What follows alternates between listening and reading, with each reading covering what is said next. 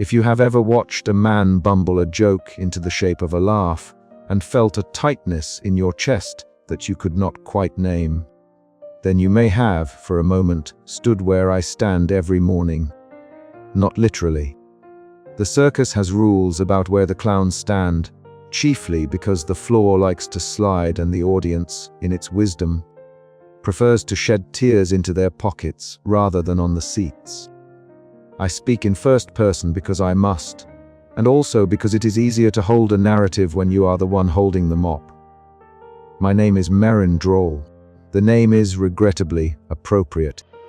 I have the sort of face that remembers jokes even when my throat does not, and the sort of suit that has been patched so many times it could audition as a small town. My pocket watch does not tell time so much as gossip about yesterday's punchlines. It ticks and on occasion coughs up an old jest in a font that would please no clockmaker. There are worse occupations. There are also worse curses. I am cursed.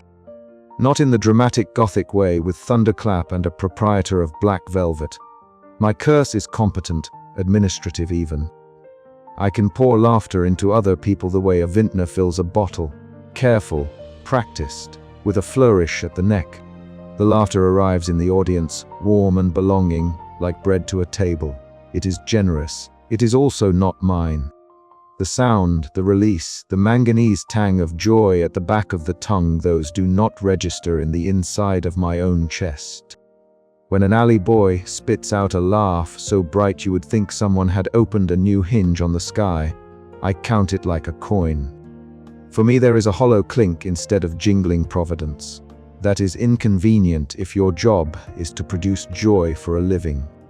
It is more inconvenient if the circus itself seems to be translating that inconvenience into a literal form. You are already thinking, I can see, that this is the sort of metaphor I would prefer not to make literal. Me too. But sometimes the world insists on following your metaphors to their unpleasant punctuation. We travel only to towns where the sky has decided to cry.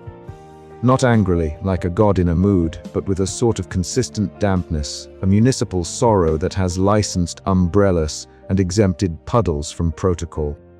People live with gutters and the polite habit of moving slowly because their shoes squish. These are the places that like us. It is not only that we perform better when the audience's sleeves are already damp. It is that the very fabric of our tent is reliant on water. A tent is an organism in our company. Give it a good evening of apology to a puddle, and the seams will knit themselves together. Refuse the ritual and canvas unthreads into the nearest reflective surface. The ritual is private, small, and absurd. Anybody must stoop to a puddle and offer a hushed apology. I am sorry, you say to the sheen, for stepping where you wish to gather the sky. It sounds ridiculous. It also works.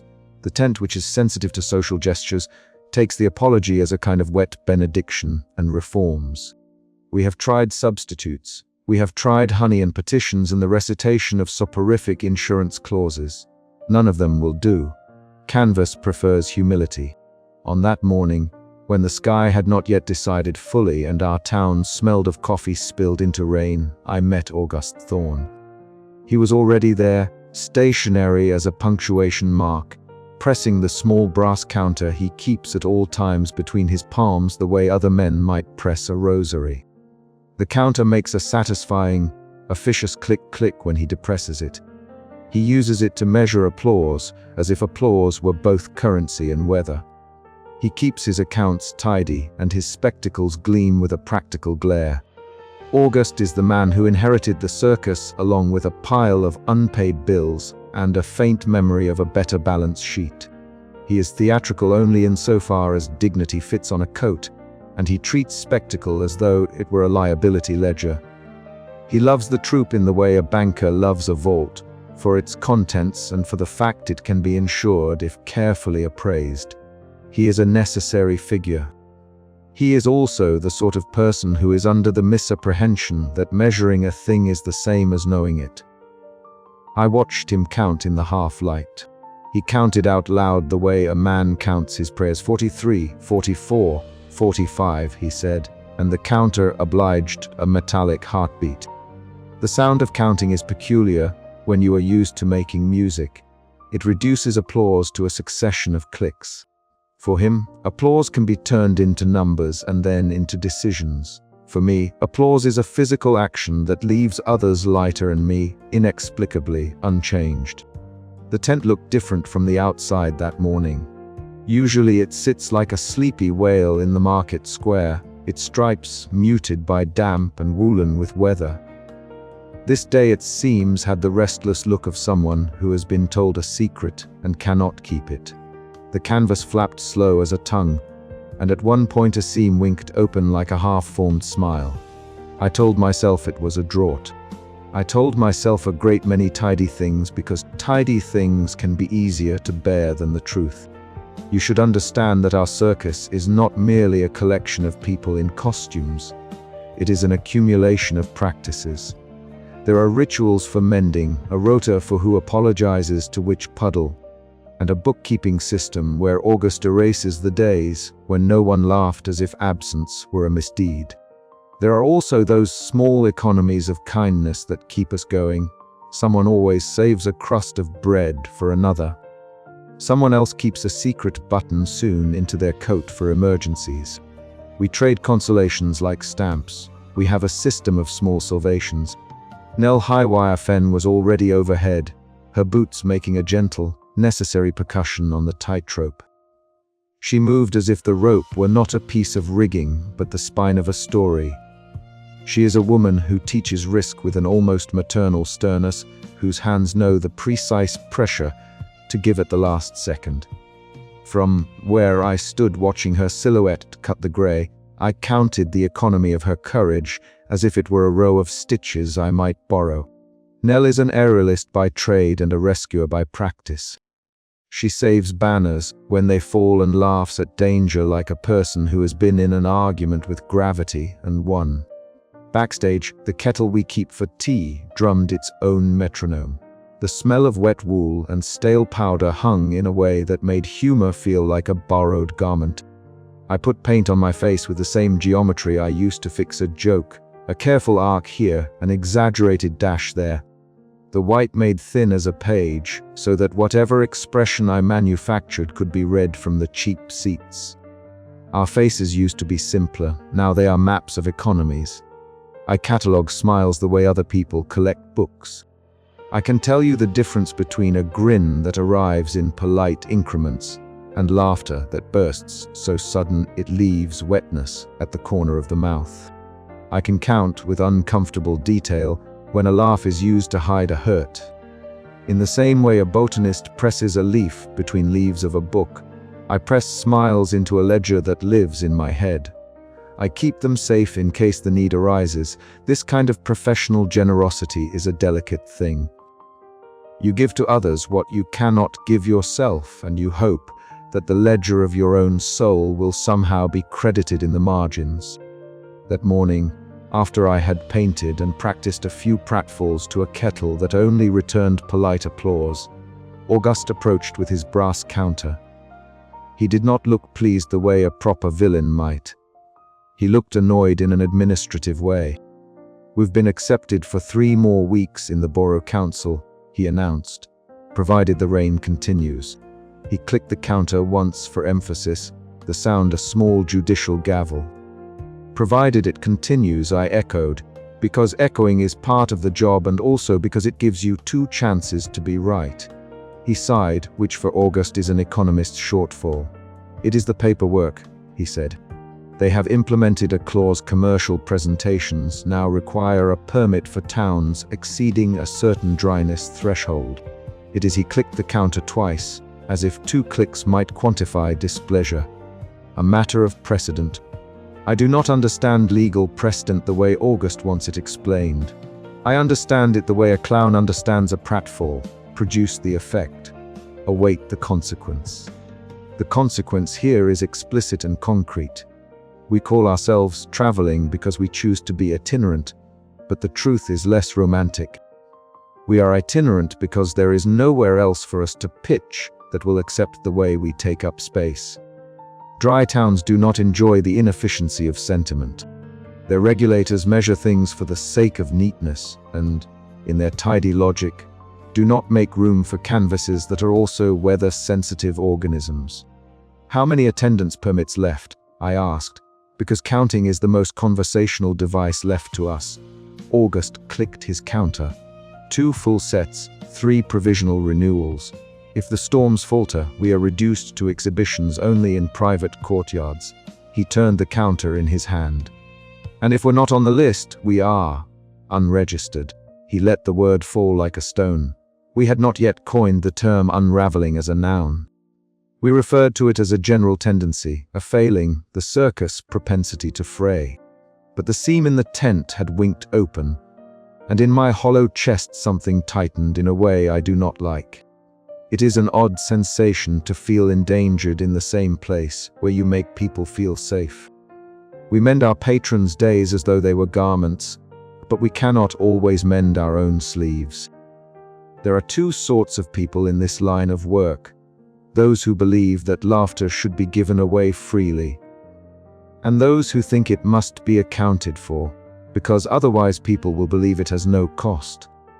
I occupy a complicated middle ground. I believe in the radical economy of giving, but I am also cursed with an accountant's memory for detail. I remember faces and where laughter came from and how it left. August belongs to the counting camp. He believes, perhaps rightly, that a well-measured laugh can be apportioned and insured. That morning, as his fingers closed around the counter, I felt the tug between our philosophies like the first knot of a rope. We argued in the language allowed to the circus wry barbs and theatrical restraint. I said, "You cannot keep an audience by balance sheets, August.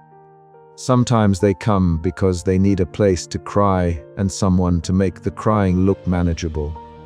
He clicked the counter twice and said, "And sometimes they come because they can afford a spectacle. Our problem is the towns that cannot afford to be soft." Between us the kettle hissed and Nell's boots kept rhythmic time overhead. The market square outside smelled of bread and rain and a dog that had learned to howl on Thursdays only. There was a small boy across the street with a cardboard cape and a grin already forming the shape of future mischief. I pegged him as a likely candidate for hearty, careless laughter. There is a certain species of child's laugh that falls into your hands like a coin, the proper weight of it, vivacious as a nickel. Those are the ones that make you want to find your own. I told August I intended to find my laugh. It was not a grand declaration. It is difficult to make a vow when the curtains hum with the presence of an untimely scene. I did not swear on anything as dramatic as the brass counter. I did not think to. I made a private vow, the kind the body makes when it senses an encroaching loss. "Before the last seam comes undone," I said, and in saying it I surprised myself with the sharpness of my own voice. August looked at me the way a man looks at a ledger that has a line in red. "Before the last seam comes undone," he repeated, not unkindly. "You will do what you can, Merrin. I will do what I must." He tucked the counter back into his coat, as if into a pocket of certainty. We have all made vows in this troupe. They vary in size and in the robustness with which we keep them. Nell vows to catch the falling banners. Gus vows to invent a machine that will stitch tents mid-storm. Marigold vows to keep the silence that holds other people's words safe. Ours are vows small enough to survive puddles and big enough to survive frost. That day, my vow sat in my chest like a small, importunate animal, waiting to be fed. I returned to the mirror to finish the paint. The mirror is nothing more than a polished canteen lid held by a wire, but it reflects truth better than my pocket watch. I painted one side of my mouth with a cautious upturn, and then the other with a practiced crimp. The face you wear on stage is both a tool and an apology. I practiced a pratfall into an empty kettle until my knees knew the motion like a promise. I can fall and rise in a way that will make people retrieve a laugh like a lost mitten. I cannot, however, make that sound vibrate in the hollows of my own ribcage. Outside, a woman stooped to a puddle and said something to it in a voice hushed and a little ridiculous. I heard the syllables of apology catch in the wet and translate into stitches along the seam above the tent. The canvas smoothed. The tent accepted the small mercy and decided to be useful for another day. There are comforting small miracles, such as that in our profession. There are also inconveniences that creep like mildew. I held my private vow like a penny offered to the underside of a fountain. The market bell chimed a call to performances that none of us entirely believe in until the crowd arrives. I walked out into the narrow interval between curtains, breathing damp air and the scent of someone else's spilt tea. I watched the town open itself around us, folding in umbrellas like petals. I looked at August, who tightened his coat in a manner that said he would prefer to tighten our liabilities rather than our hearts. I looked up at Nell, a small figure above the world, and felt for a moment the simple instruction of balance. If you ask me now whether I believed, at that exact instant, that I could recover my laugh, I would say I believed in the shape of the attempt rather than in its outcome. I believe that vows are the first necessary step toward rearranging discomforts into work. I believed that the economy of giving could be recalibrated if enough people agreed to small changes. And I believed that the tent would hold so long as someone remembered to apologize to Puddles. I also believed, with a brittle sort of know-how, that the world often requires payment in ways you cannot see. The bell rang again more insistently. People gathered. The flyaway children converged, and the dog across the street stopped howling to listen. I tucked my watch into my pocket and remembered how it told jokes from my past like a census. The tent hummed with the tiny industry of expectation. I walked toward the ring. I could feel the hollow in my chest as if it were a pocket missing a coin. I took the barest breath and felt the beginning of something that would unspool over the next days. A search made of bargains, small thefts, confessions, and performances converted into protest. When the sky decides to cry, you learn to make prayers of puddles. When the tent sues itself, you do not ask questions about the thread. And when the first seam winks open in the way that good stories do to announce their own stakes, you vow, in the voice you reserve for the unpleasantries of life, to find what was lost. It is not heroic. It smells faintly of wet rope and stale powder. But it is mine, and the circus has no time for heroes who are only polite metaphors. It needs jokes, stitches, and stubborn little human promises. So I vowed, and I stepped into the ring, and the town leaned forward because towns in rain know how to listen. And because sometimes the only way to keep a tent together is to start fixing the person who made it laugh, but cannot laugh himself. The bell struck a tone like a question. The first sat of applause was patient. I began my routine, because habits are first and then courage. I began with a slip turned into a dance, the old economy of pratfall and rescue, of falling with sympathy and rising with an apology. I made them laugh in that particular clean way that leaves the mouth tidy and the eyes damp. They laughed as people do when they have been permitted to forget, briefly, the weight in their pockets. I catalogued it all as I always do. The sound arrived for everyone else. It did not arrive for me. But this time, as the tent breathed and the seam above whispered like an insect, I felt the vow in my bones. I felt, under the practiced gestures, an answer beginning to make its own plans. It was not yet a solution. It was merely the sensation of a story that had started on purpose rather than courtesy. And stories, like puddles, have a habit of widening when someone leans close enough to apologize. The curtain fell with no dramatic thunder, which, given our circumstances, is probably merciful. We packed into ourselves like a small argument folded shut. August clicked the brass counter once to mark the set, and then slid it back into its sanctum.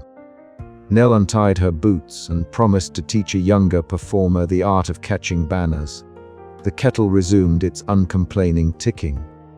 Outside, somewhere in the market, a child tried to whistle, but only succeeded in making the sound of small, wet things colliding.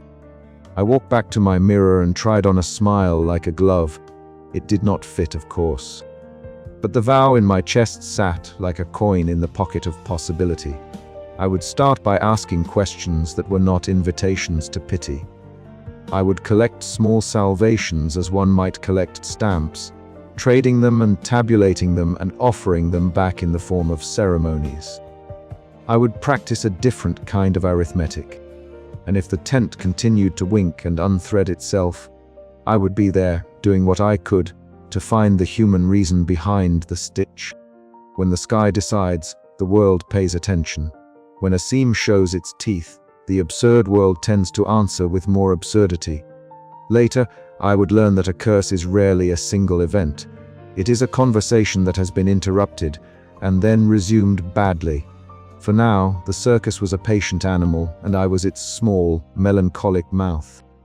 I promised myself in the cheap privacy of rain and wings that I would seek the laugh I had been denied.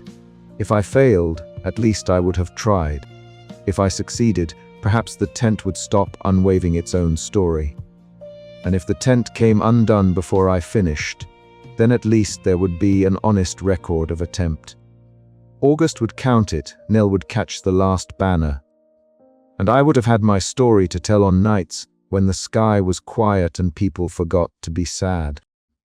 I stepped out of the cold light of dressing and toward the smell of the audience and felt, for the first time in a long while, like the vow was a thing that could be done in the open. It is an inconvenient thing to order the sky to perform, but vows have a way of asking the weather to be on your side. The bell struck again, as if to say, "Continue." I did, and somewhere in the canvas above the tent, a seam made the smallest, most reluctant stitch. End of day 1. The tent held for a little longer. I have always believed that rain is a fair and careless critic. It does not laugh very often, but when it does, its approval takes the form of that damp, approving hush that presses a world into closer detail. The black shine on cobbles, the soft dark gloss on the hems of trousers, the small theatrical fog that swallows sound like a curtain. We go only where the sky decides to cry, because that hush is a kind of permission. People who have been slugged by the week by small misfortunes and polite bankruptcies cross the square holding umbrellas, like tiny domestic shields, and, for the length of our show, allow themselves to be a little ridiculous. They come to feel forgiven for a few pence and a piece of popcorn. In wet towns we trade in the economy of forgetting. It is honest work. It smells of frying fish and wet wool. It pays in honest smiles, and the sort of applause you can tuck into your coat pocket and carry home to a spouse who forgot what you looked like when you tried to be young. On that particular market morning, the rain had the personality of someone who had been mildly insulted and would have the last word over a cup of tea. It came in steady, patient drops that drummed a metronome on our tent, a wet timpani beneath my feet. The canvas, which from a distance still manages to summon grandeur, up close looks like somebody's dreams pinned into a thrift shop disguise. My suit, a college of patches in colors that had once been proud, was damp at the elbows and smelled faintly of onions from the market stalls across the square. My pocket watch was heavy against my hip. It does not tell time. It insists on remembering jokes I have told in a dozen different towns, and gives me the punchlines with the smugness of a librarian who knows the books by heart. When I wend it, it coughs up a small, useless anecdote, and the sound, private as a snort, feels almost like the thing I am trying to remember. August Thorne was already at work. He had that look about him that people use when they force small economies into a semblance of morality. Polished shoes. Fingers that had been taught to count before they were taught to forgive. He sat on a wooden crate beneath the flap of the tent. Sunlight, if you could call it that, slipping like a shy cat around his brass buttons. In his palm he kept a small, brass applause counter, clicked smooth by decades of counting. To him each click was a sacrament. We had argued once, privately and with the theatrical modesty of two bankrupt people, about whether applause could be treated like coin. He had said, "Every sound is a ledger entry, Merrin." I had replied, Then we will be bankrupt of ourselves if we keep accounting for love. It was the sort of argument that tastes of lemon peel and old receipts. Morning, I told him, which is both a salutation and a preemptive apology. He clicked the counter before answering, as if to mark my greeting. We did well last night. 88 claps, 12 chuckles, 3 hysterics, the usual generous sweep from the fishmongers. The ledger likes this town. He did not look up. 88 means a good subsidy from local sentiment. It's earmarked for tent rope repairs, if you must know. It is a peculiarity of towns that are accustomed to being soaked that their people keep a certain economy of generosity. You can see it in the way they tip for shelter with a biscuit and a smile. We depend on that economy. We also depend on certain crafts, Nell's courage, Gus' inventions, Etus notebooks. That morning Nell was already a silver arc above the square, the tightrope taut from one roof to another like a taut thought. She moved across it with the untroubled mischief of someone born between 2 knots of rope. Her boots, those tightrope-worn things, caught a light, and the frayed ribbon at her temple fluttered like a punctuation mark. I had taken my place at center stage, which is an idiom as much as a spot. To the left, Marigold mimed a collapsed lamppost, and the audience chuckled in fund of recognition. There are certain shared things that function in every town like old proverbs. A lamppost that leans away, a widow who hums mildly off-key as she kneads dough. I gave myself the small luxury of counting smiles as I arranged my pratfall. That is a dangerous hobby for clowns because counting is the mind's way of stopping to look carefully at what might otherwise be taken for granted. I catalogue smiles like a botanist presses leaves.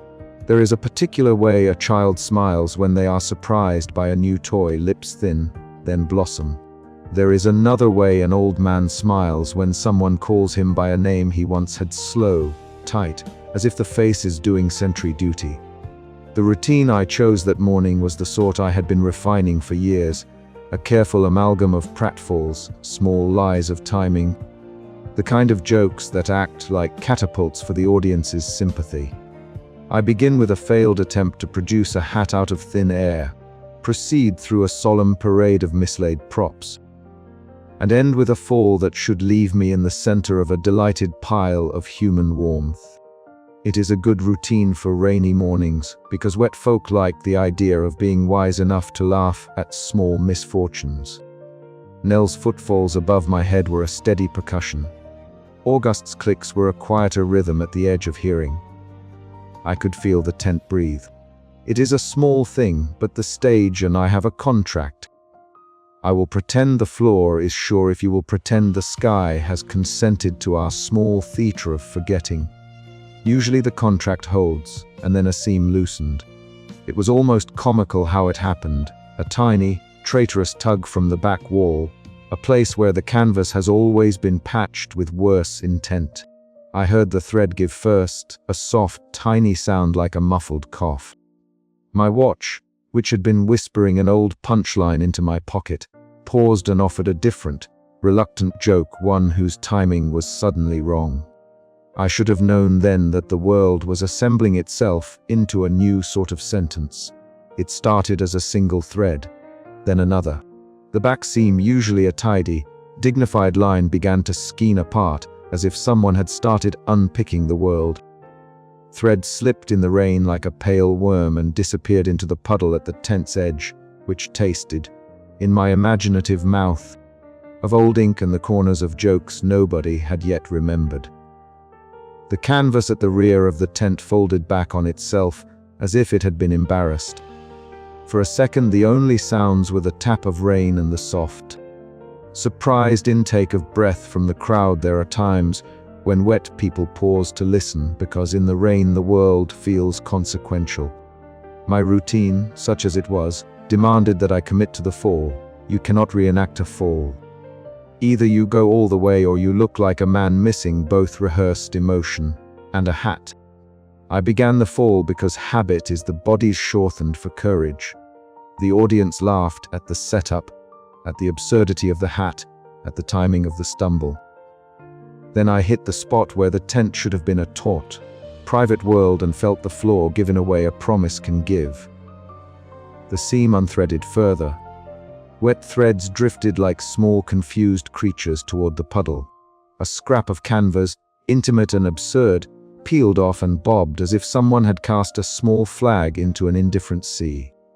Nell, poised 10 feet above, heard the soft give and made her choice the way people who are good at falling make choices, quickly and with an artful lack of panic. She stooped and with a single, easy motion flicked the trailing banner free, catching it before it could kiss water. The crowd gasped. "High wire!" Someone shouted respect, and a little pagan gratitude bundled into one exclamation. Her boots found the line again, and she flashed a grin that could have paid off a debt. It was the sort of small, ridiculous bravery that made the world tolerable. August's click-stop. The sharp, economical sound that counted our success simply halted and hung there in the rain like a small, neglected bell. He looked for a moment like a man who had mislaid his faith. "Tightrope," he said, "because men like him name their enemies with nouns. We need new tightrope." The audience laughed again, more spontaneously this time, at the neat domesticity of the complaint. A wet child patted the water beside the tent, as if to check whether it was really happening. The baker from 2 stalls down muttered about the tents in terms of bread if the canvas fails. Where will we store our loaves during performance? A man with a soaked collar wondered aloud whether the rain itself had come to audit our cheer. I made the rest of the routine, because you must finish a joke, even if the joke proves to be about your own shoes. It ended in the absurd heap that had been designed to look like disaster and feel like family. People laughed, some genuine, some mechanical, some the polite chuckles of potential customers, gauging whether to buy a ticket. I noticed each kind because that is the unfortunate trade of my curse. I can pour laughter into others and still carry a hollow where a laugh might live. I could quantify chuckles and treasures of mirth, but my own ribcage remained a hollow room with a front door that refused to open. After the show, while the crowd dispersed like thoughtful moths, August did his counting ritual. He sat again beneath the tent flap, the brass counter like a small barometer of dignity. He clicked, each metallic tick a consonant in the sentence he preferred to speak. 93 claps, he said finally, as one might pronounce a diagnosis. 15 notable guffaws, 2 merciful silences. I sat beside him and took off my painted nose the way men remove their masks slowly, as if to preserve the seams. "The seam," I said, "it's come loose." He looked at me sideways, which is the most precise angle he reserves for a confession he hopes will sound wise instead of fearful. Towns dry up Marin. They forget the dances, erect signs that say economy first, and then wonder why the festivals shrink. We are a troupe designed for a different weather. Our tents have been patchwork for years, but when the weather changes, patchwork loses its optimism. There was an economy of silence among us afterward, a little traffic of small, private mathematical worries. Gus came up with a suggestion about roping and old pulleys that smelled of grease and better weather. Marigold mimed the tent as a body and then, with a small solemnity that made me want to cry and applaud at once, put a finger to her lips as if to say that we will not be loud about our fear, because even fear sized up too loudly becomes a spectacle and a sale. We made the repairs that could be made that afternoon, knots retied with hands that knew the difference between a rope and a promise. Canvas folded and retacked with a sort of tender arithmetic. But when night came and the rain took up its drum again, I lay awake listening to the tent breathe and thinking about how certain institutions behave exactly like damp fabric. They gather, they keep stains neat, and then they quietly disintegrate when nobody claps for them. It is small comfort, this, that a seam can tell you a truth as plainly as any sermon. It is also terrifying because it proves in the most literal of languages that we were not conjuring our existence from cheer alone. There was a thing at work larger than our appetite for whimsy and consolation, towns drying up, municipal statutes that preferred evening lectures to street plays, auditors who preferred spreadsheets to silliness. I had, at that moment, the odd sensation that my private inability to laugh was being mirrored by an external inability of the world to hold laughter in place. When the town's lights winked themselves off, and the rain softened from exercise to meditation, August and I sat with our knees touching and the brass counter cooled between us. He offered me a pragmatic smile the way one offers a bandage. "We will mend what we can mend. But you should know, if the seam goes much further, we'll have to consider other towns or other trades." I felt a peculiar answer crouch in my throat, part stubbornness, part stubborn love. "I will find my laugh before the last seam comes undone," I told him. It sounded melodramatic, and perhaps it was. Declarations like that taste of lemon and old stage glue.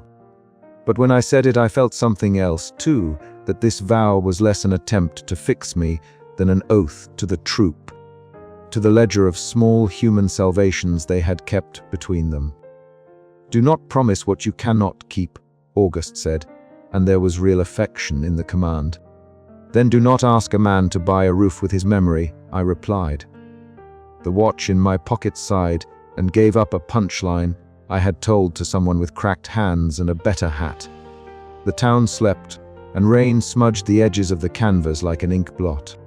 I lay awake and rehearsed a laugh in the dark, but it was for now only an exercise in shapes. Rain is a critic that often speaks in small mercies. It will show you where stitches have failed, but it will not stitch for you. The tent had given us notice. The brass counter ticked once more, like a small heart. Nell's ribbon was a sleeping comet on the table. Her boots leaned against each other like people who trust gravity to hold them. I had a pocket watch full of jokes and an oath sitting warm in my chest. It is not much to set against the skill of weather makers and municipal clerks. But promises have a certain arithmetic. They add up when several people carry the same sum. The next morning I rose with mud under my nails and a private knowledge that our routine had shifted. In the audience, people sometimes come knowing that they will forget when the show is over. Sometimes they come because they remember the last time something went wrong and want to be certain it will be fixed.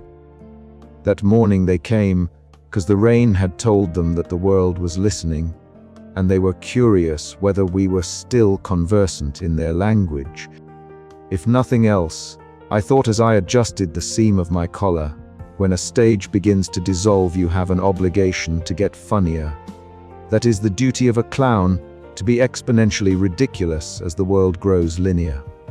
The tent might be unwavering, but if the human audience still believed in the economy of small mercies, we might yet finish the season with enough applause to buy new rope.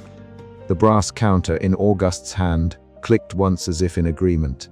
Above us, Nell's ribbon trembled in the damp breeze.